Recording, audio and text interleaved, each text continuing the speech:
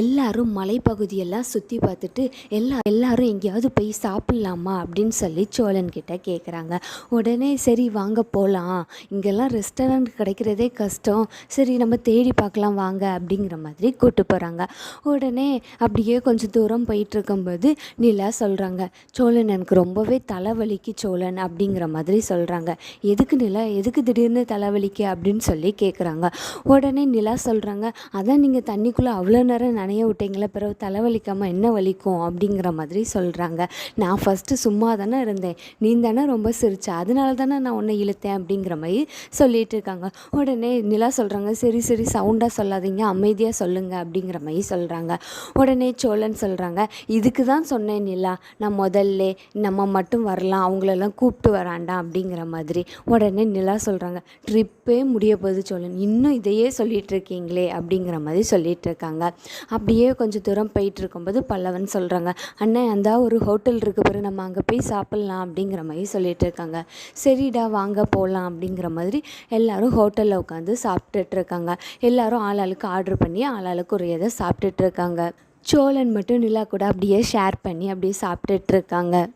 அப்படியே பல்லவன் ஃபோட்டோவில் ஒரு ஃபாரஸ்ட்டை காமிக்கிறான். அடுத்தது நம்ம இந்த இடத்துக்கு தானே போகணும், நான் ரொம்ப நாளாக பார்த்து வச்சுருக்கேன், போனால் கண்டிப்பாக இந்த கொடைக்கானலுக்கு போனால் இந்த இடத்த பார்க்கணுன்னு ரொம்ப நாளாக வெயிட் பண்ணிகிட்ருக்கேனே, அடுத்து நம்ம எல்லோரும் இந்த இடத்துக்கு போகிறோம் அப்படிங்கிற மாதிரி சொல்லிகிட்டு இருக்காங்க.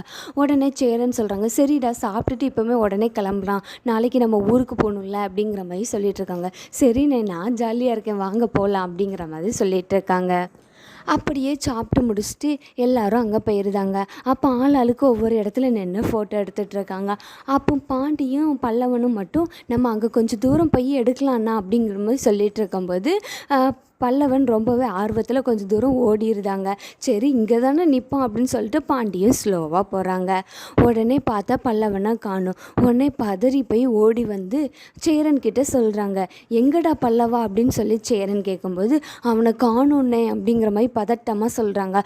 உடனே நிலா சொல்கிறாங்க, சரி வாங்க எல்லோரும் போய் தேடும், இப்படியே பேசிகிட்டு இருந்தால் என்ன ஆகும் அப்படிங்கிற மாதிரி சொல்கிறாங்க. உடனே எல்லோரும் போய் தேடும்போது டே பல்லவான்னு கூப்பிட்டுட்டே போகிறாங்க.